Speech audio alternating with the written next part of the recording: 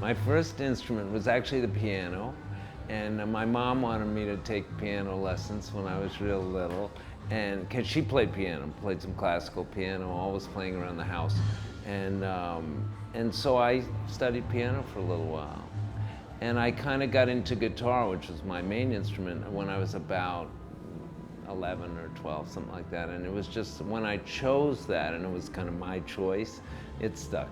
It stuck. I knew I wanted to do something with music. I was also kind of singing around the same time. And I had a really good teacher at a school, a little grade school. And he was a really wonderful, very enthusiastic music teacher. And he could tell I really wanted to do something with music, so he encouraged me to sing and got me in this church choir. My parents weren't very religious, but the choir master was into me. He was a great, choir master, really exceptional, and he was into me trying to sing as well best I could, because he could tell I was really into it. So that was that too. I was kind of in that kind of world.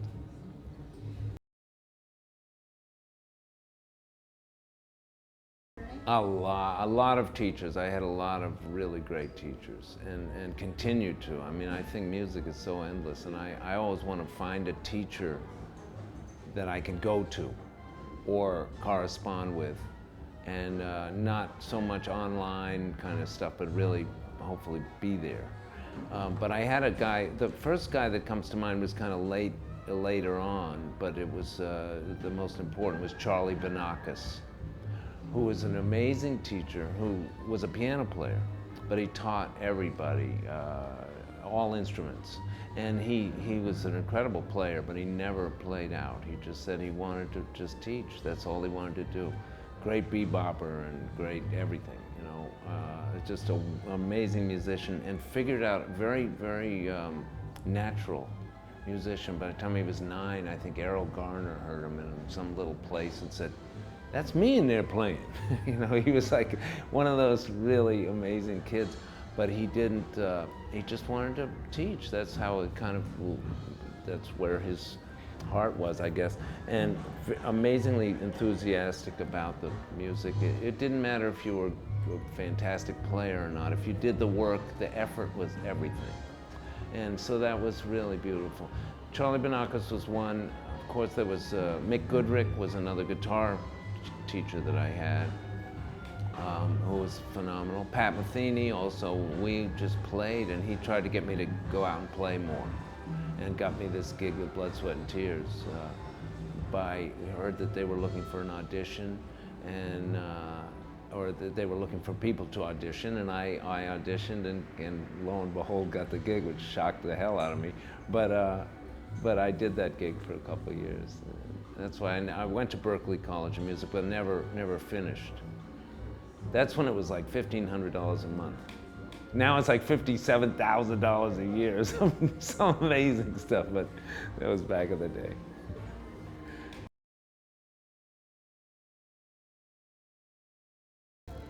I started off mainly listening to, when I got into guitar, when I was playing a little bit of piano, I was playing classical stuff, a little bit.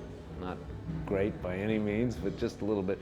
And then when I got into guitar at the young age of 11 or 12, I was listening to more radio stuff and playing along by ear pretty much. I had a teacher early on, but it didn't last a couple weeks, and then I just tried to take it from there by ear. And I was listening to a lot of rock and blues and Motown. There was a lot of that. I grew up in Washington, D.C., and there was a lot of soul music on, and I used to play along with the radio and then with albums. And my mom used to play jazz records around the house, and so she had some Miles records and some. I remember Dave Brubeck. There was a Dave Brubeck record in there, and then there was a Herbie Hancock record that I think either she was playing or some friend of mine had, and that got me hooked to jazz. I mean, I was always into it. I used to it also made me study, because I took those records to my room and tried to play along with those records, and I got lost right away. I could play along kind of with Led Zeppelin, but I couldn't play along with Miles. So, and the music was just a different kind of, more, not better or worse, in my heart. I mean, although I'm not one of those guys that says this is better than that. It's all cool music, whatever gets your heart. I certainly learned that from playing with Miles. That was just the way he was.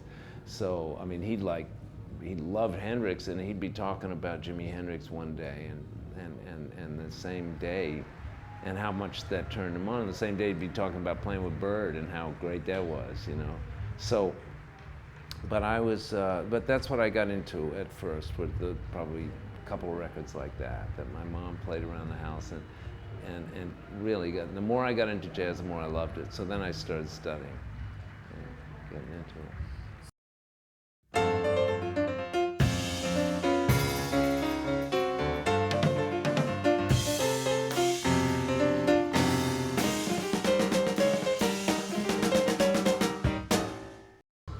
Hi, I'm Mike Stern. For more videos, go to jazztimes.com. Great, thank you very much.